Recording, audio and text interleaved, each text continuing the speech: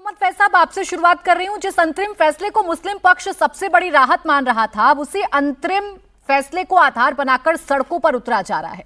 ये विरोध किसका करना चाह रहे हैं सड़कों पर उतरकर? बिस्मिल्लाहिर्रहमानिर्रहीम, रब्बिश रहली सदरी व यस्सिर ली अमरी वहलुल उक़दतम मिन लिसानी यफ़क़हू क़ौली। बिरादरान हिंद, अस्सलामु अलैकुम रहमतुल्लाहि व बरकातहू। जय हिंद, वंदे मातरम। देखिए, मैं एक बात स्पष्ट बताना चाहता हूं कि छत्तीसगढ़ वक्फ बोर्ड के जो चेयरमैन हैं डॉक्टर सलीम राज साहब, उन्होंने एक बहुत अच्छा फरमान जारी किया है कि मस्जिद विशुद्ध इबादत की जगह है। मस्जिद में कोई भी राजनीतिक बयानबाजी, कोई भी राजनीतिक कार्यक्रम नहीं आयोजित किए जाएंगे और हम इसका स्वागत करते हैं।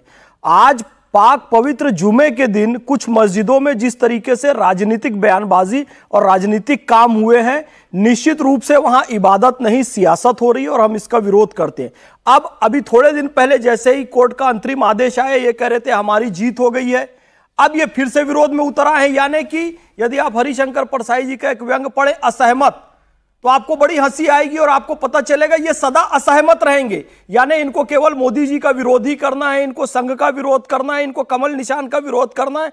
और कुछ ऐसे लोग हैं जिनको केवल और केवल भारत और भारतीयता का विरोध करना है। जब कोर्ट ने इतना संतुलित फैसला दे दिया है और यह भी कहा कि सीईओ प्रयास किया जाए कि मुस्लिम हो। भारत की गंगा जमुनी तहजीब की आप बात करते थे तो 3 स्टेट में और 4 सेंट्रल में गैर मुस्लिमों को भी लेने की बात की गई। अब गंगा जमुनी तहजीब मजबूत हुई, दरगाहों में सबसे ज्यादा गैर मुस्लिम ही जाते हैं और डोनेट भी करते हैं। वक्फ की प्रॉपर्टी में उनका बहुत बड़ा हिस्सा हम जानते हैं।